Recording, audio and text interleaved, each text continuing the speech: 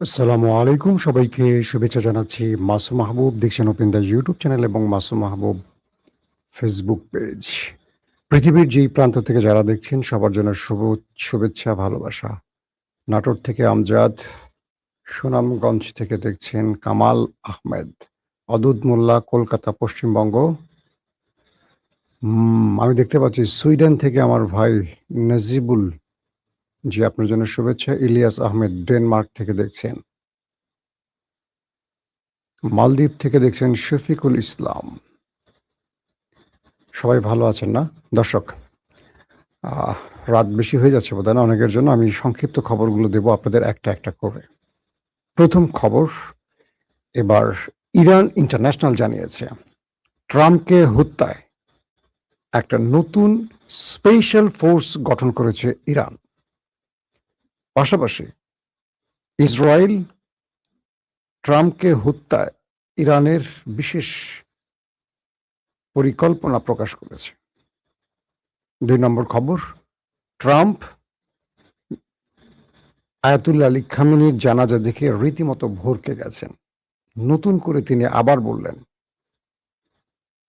তার ইচ্ছে করে পুরো ইরানিদেরকে ওপারে পাঠাতে। ৩ নম্বর গুরুত্বপূর্ণ খবর, আমাদের প্রিয় দল বিএনপি ক্রমান্বয়ে নিজেরা নিজেদের বিপদের দিকে টেনে নিয়ে আসছে।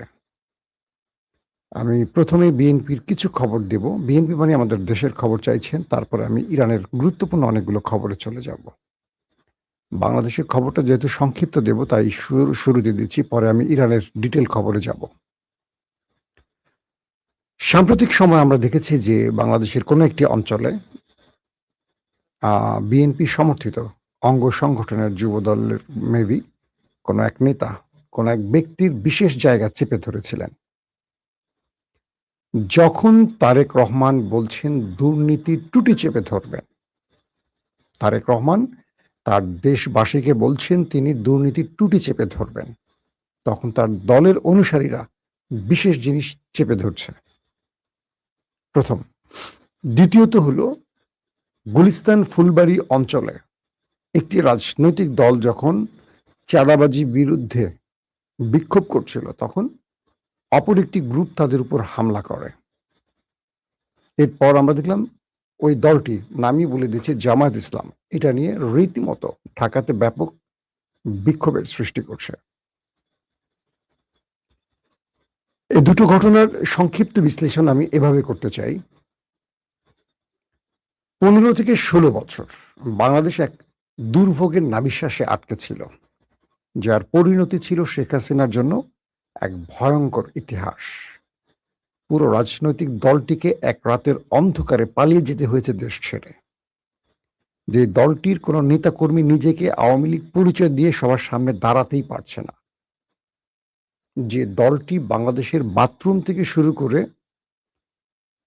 প্রধানমন্ত্রী এবং রাষ্ট্রপতির ভবন পর্যন্ত দখলে রেখেছিল। বাংলাদেশে গত ১৬ বছরে মনে হয়নি যে এই দেশে আওয়ামী লীগ ছাড়া একটা তেলাপোকা আছে, পিঁপড়া আছে, সব আওয়ামী লীগ। তাদের ক্ষমতা, দম্ভ, অহংকারে মাটিতে পা পড়ছিল না। একটা বৈষম্য বিরোধী প্ল্যাটফর্মের আন্দোলন যখন জুলাইতে গিয়ে গণবিপ্লব, অভ্যুত্থান প্রতিষ্ঠা করে, তখন আমরা দেখলাম হাজারো লাশের বিনিময় সেই দলটিকে দেশ ছেড়ে পালাতে হয়েছে। একটি কর্মীকে দেখিনি প্রকাশ্যে এসে দাঁড়িয়ে কথা বলতে। এখন যারা কথা বলছেন সোশ্যাল মিডিয়াতে, সামনে আসতে পারছেন না। এই দম্ভের রাজনৈতিক দলটা হঠাৎ করে এই করুণ পরিণতি কেন? এটা কি তারা একদিন আগেও বুঝেছিলেন? বোঝেন নাই। তার প্রধান কারণ হলো সীমাহীন দুর্নীতি, লুটপাট, মানুষের উপর দমন পীড়ন, চাঁদাবাজি, মানুষের উপর গুম, খুন, ক্রসফায়ার, হত্যা, নানান রকম অপরাধ। এই ১৫-১৬ বছর ধরে বিএনপির সিনিয়র নেতারা এবং বিএনপির বেগম জিয়ার পরবর্তী যিনি প্রধান নেতা তারেক রহমান লন্ডনে বসে প্রতিদিন প্রতিটি বিষয় পর্যবেক্ষণ করেছেন। তার প্রত্যেকটা ঘটনা নজরদারিতে ছিল। তিনি লন্ডনে বসে যে স্বপ্ন দেখেছিলেন নতুন বাংলাদেশের, সেই নতুন বাংলাদেশের তার স্বপ্ন বাস্তবায়নের যাত্রা শুরু হয়ে গেছে প্রায় তার ১০০ দিনের অধিক হয়ে গেছে সেই সময়টি। এই 100 দিন বা 120-30 দিনের মধ্যে আমরা যে বাংলাদেশ দেখছি বা তারেক রহমানের নেতৃত্বে বাংলাদেশ দেখছি, আমরা আশানুরূপ কোনো মানে বড় দিক নির্দেশনামূলক কিছু এখনো দেখিনি। তারেক রহমানের সাদাসিধে জীবন বা তিনি নতুন যেমন তার ছবি প্রদর্শন করা যাবে না। পায়ে হেঁটে অফিসে যাওয়া, মসজিদে যাওয়া, পরিবারের সঙ্গে একটা সুন্দর সম্পর্ক সৃষ্টি, মানুষের সাথে সদাচরণ, মানুষকে ডেকে মঞ্চে নেয়া, খাল কাটতে যাওয়া, এই যে বিষয়গুলো জিয়াউর রহমানের রক্তে থেকে রক্তের ধারাবাহিকতা, এগুলো আমরা দেখেছি। তারেক রহমান যথেষ্ট চেষ্টা করছেন বিএনপির সম্মান বা সুনাম ধরে ফিরিয়ে আনতে। তার পরের কাতার থেকে ভালো করে লক্ষ্য করুন। আমরা দেখেছি মীর শাহে আলমকে, পুরো বিএনপিকে তিনি লজ্জিত করেছেন। আবার তার সম্পদ 8 গুণ বেড়ে গেছে ঘোষণা আসছে। বাংলাদেশের প্রতিটি প্রান্তে চাঁদাবাজি, টেন্ডারবাজির সাথে জড়িয়ে গেছে বিএনপির অঙ্গ সংগঠন। বাংলাদেশে শুধু বিভাগীয় শহর বাদ দেন, রাজধানী, বিভাগীয় শহর, জেলা শহর, থানা শহর, উপজেলা, ইউনিয়ন, প্রত্যেকটা জায়গায় রাস্তা দখল করে এখন চাঁদাবাজি চলছে। কোনো রাস্তা দিয়ে আপনি চলাফেরা করতে পারবেন না। একটা রাস্তার মধ্যে দেখবেন দোকান বসে গেছে, ছোট রাস্তার মধ্যে ফলের দোকান, তরকারির দোকান, হ্যাঁ, গার্মেন্টস প্রোডাক্ট, বিভিন্ন রকম হরেক রকম পণ্য। কেন? প্রশাসন, পুলিশ, পৌরসভা চেষ্টা করে রাস্তা পরিষ্কার করতে পারছে না। কারণ রাজনৈতিক দলের ছত্রছায়া এখানে ব্যবসায়ীরা বসে গেছে, চাঁদাবাজি করছে। আজকে পুলিশ সরাচ্ছে, কালকে তারা আবার বসে পড়ছে। অনিয়ম, দুর্নীতি, উচ্ছৃঙ্খলা, বিশৃঙ্খলা পুরো রাষ্ট্রের প্রত্যেকটি জায়গা আটকে ধরেছে। এই জিনিসগুলো তারেক রহমান, আমাদের মাধ্যমেই আমরা তাকে বোঝাবার বা বলার চেষ্টা করছি, এগুলো শুনবেন। আপনি যত বড় পদক্ষেপ নিচ্ছেন, আপনার দল আপনার সুনাম নষ্ট করছে।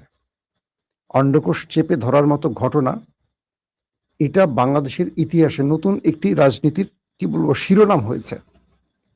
এই ঘটনাটা কত বড় কত ছোট তার চেয়ে বড় জিনিস, এটা এখন আওয়ামী লীগ বা বিএনপি বিরোধীদের জন্য একটা বড় অ্যাসেট হয়ে গেল। যখন তারেক রহমান বলছেন দুর্নীতির টুটি চেপে ধরবেন, তখন কেউ নিচের জিনিস চেপে ধরছে। এই শিরোনাম হয়ে গেছে সোশ্যাল মিডিয়াতে। তার মানে তারেক রহমানকে এখন তার দলের মধ্যে সবচেয়ে বড় শুদ্ধি অভিযান চালাতে হবে।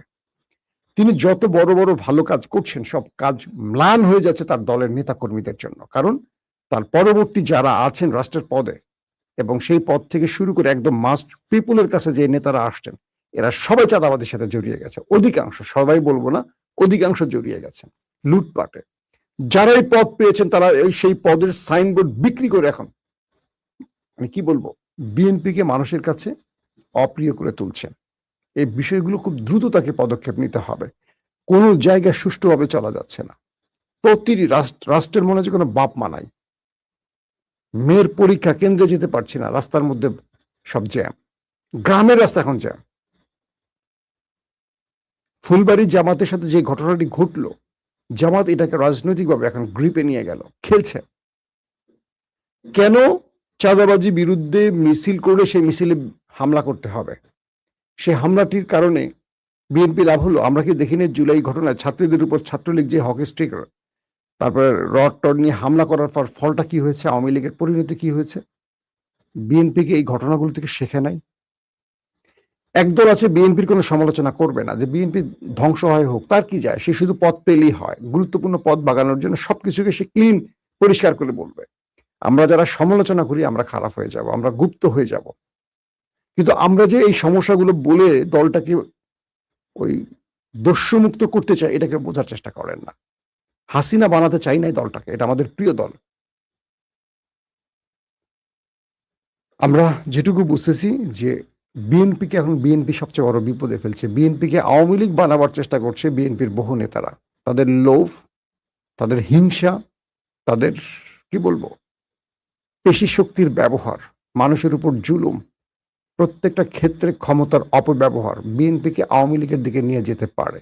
এখান থেকে বিএনপিকে রক্ষা করতে হবে। আসেন আমরা মূল খবরে চলে যাই।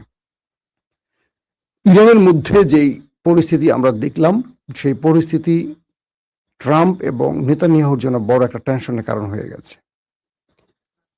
আজকে পুরো ইরান জুড়ে শোক র্যালিতে মানুষ যেভাবে কেঁদেছে, মানুষ যেভাবে ক্ষোভ জানিয়েছে, মানুষ যেভাবে স্বতঃস্ফূর্ত নেমে এসে দৃশ্যগুলো পুরো পৃথিবীর গণমাধ্যম প্রকাশ করছে।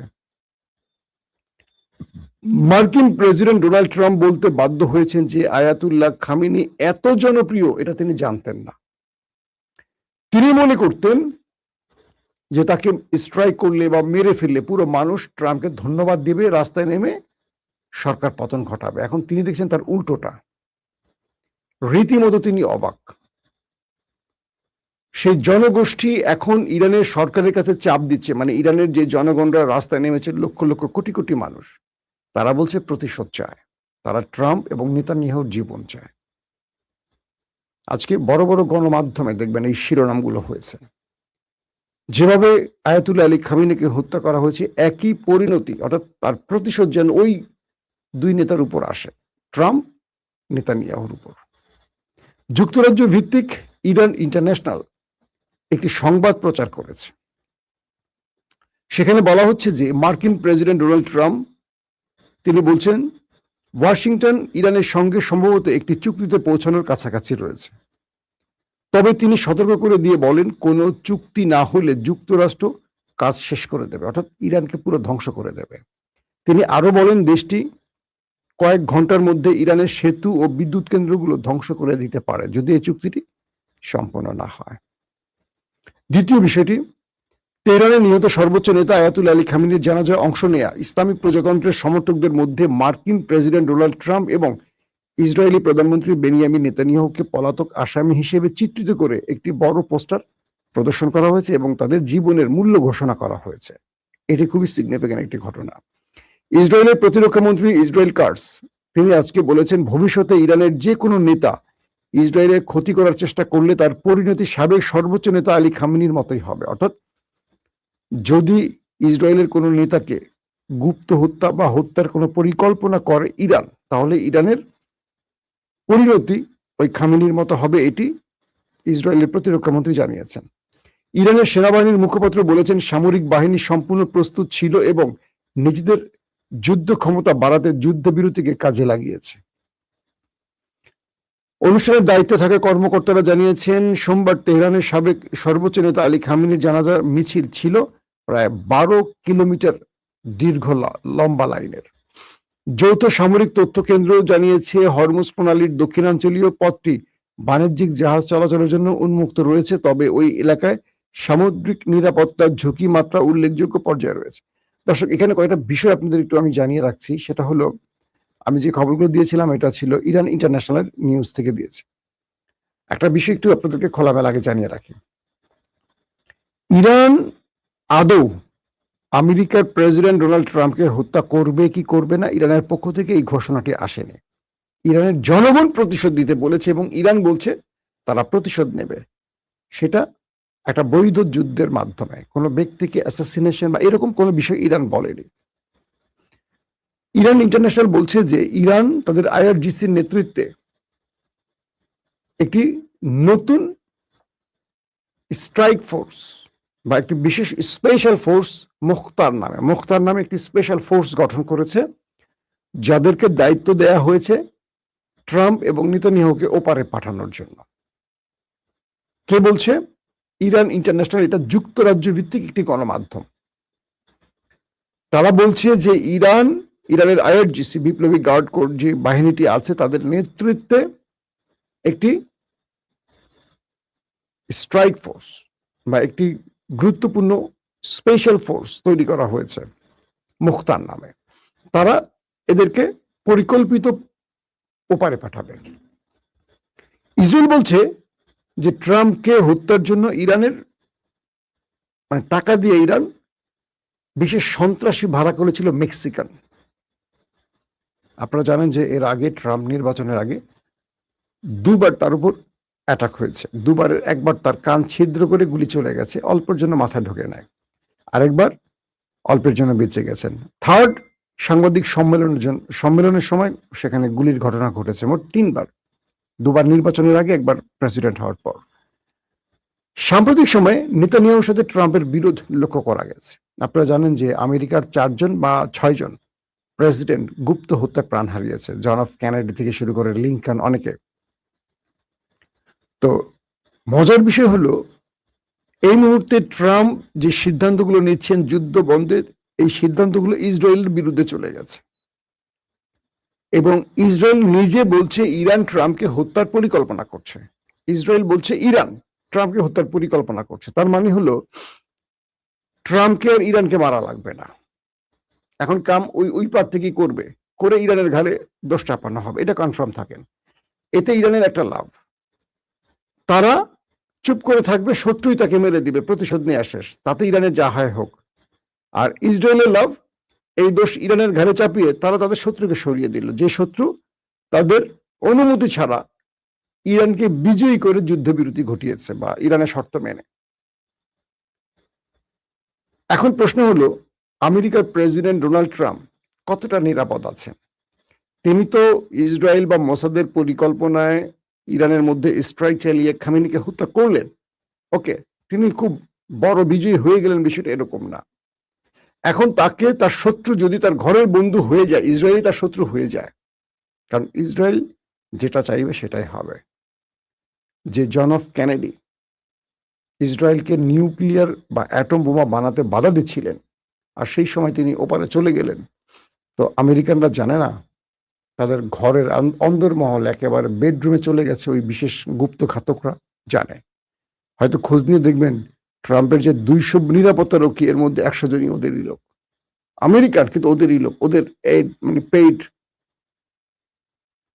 পৃথিবীটা চলে শুধু অর্থের উপরে।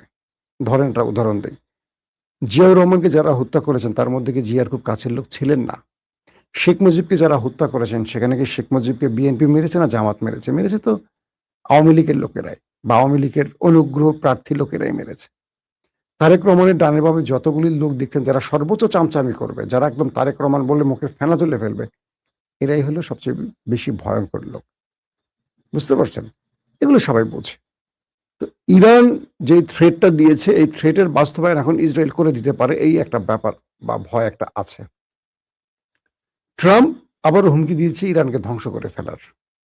ট্রাম্প এই হুমকি ধুমকি দিচ্ছে, কিন্তু এখন নিজের অবস্থা নিয়ে টেনশনে আছে। ইসরায়েল এবং ট্রাম্প, মানে নেতানিয়াহু এবং ট্রাম্প টেনশনে আছে এই কারণে, ইরান তার শোক দিবসে পুরো পৃথিবীকে এক করে ফেলেছে। রাশিয়া, চীন ইরানের পাশে দাঁড়িয়েছে এবং রাশিয়া বলছে শেষ পর্যন্ত ইরানের সঙ্গে থাকবে। আবার ইরান ইতিমধ্যে চীন তাদের নিউক্লিয়ার মিসাইল উৎক্ষেপণ করতে, মানে পরীক্ষা চালাতে যাচ্ছে। সবকিছু মিলে ইউক্রেনের উপর রাশিয়া ম্যাসিভ আকারে অ্যাটাক করেছে, সেই অ্যাটাকগুলো করেছে ইরানের ড্রোন এবং মিসাইল দিয়ে, যে তাণ্ডবে পুরো ইউক্রেন লণ্ডভণ্ড হয়ে গেছে। তার মানে ইরান ক্রমান্বয়ে তার শক্তি বাড়াচ্ছে এবং সেই শক্তিমত্তা পৃথিবীকে দেখাচ্ছে বিভিন্ন স্টাইলে। এখন ইরান যে নতুন করে শোক দিবসের ঘোষণা দিয়েছে, তারা কঠিন প্রতিশোধ নেবে। এই প্রতিশোধটাকে আমরা বলতে পারি আগামী দিনে একটা মহাযুদ্ধের আশঙ্কা সৃষ্টি করতে পারে, কারণ ইসরায়েল কোনোভাবে ইরানের সাথে আমেরিকার এই চুক্তিকে টিকতে দেবে না। ইসরায়েল কোনো না কোনোভাবে ফলস ফ্ল্যাগ অপারেশন হোক বা কোনো না কোনোভাবে এটাকে ভাঙবে, আবার একটা যুদ্ধের ডঙ্কা বাজবে এবং ইতিমধ্যে 3টি দেশে যুদ্ধের পরিকল্পনা নিচ্ছে। তবে ইরান মধ্যপ্রাচ্য বা গালফ কান্ট্রিকে এই শোক দিবসের দিকে এনে এমন কিছু প্রেসক্রিপশন দিয়েছে, যেটা আগামীতে গালফ থেকে আমেরিকাকে বিতাড়িত করার একটা মহাপরিকল্পনা আছে। এটা নিয়ে আমি কালকে ডিটেইল কথা বলবো আপনাদের, খুব গুরুত্বপূর্ণ ইস্যু, আজকে আর না বলে লম্বা করব না। তার মানে ইরান খুব সুন্দরভাবে তার মাঠ গোছাচ্ছে। এক খামেনিকে কেন্দ্র করে ইরান তার ঘরে অনেকগুলো বিজয় তুলে এনেছে, কিন্তু প্রতিটি ক্ষেত্রে পরাজয় রচিত হয়েছে ইসরায়েলের বেনিয়ামিন নেতানিয়াহু এবং ডোনাল্ড ট্রাম্পের বিরুদ্ধেই। ইরান হারেনি, হেরেছে ওরা। প্রত্যেকে ভালো থাকবেন। আল্লাহ হাফেজ।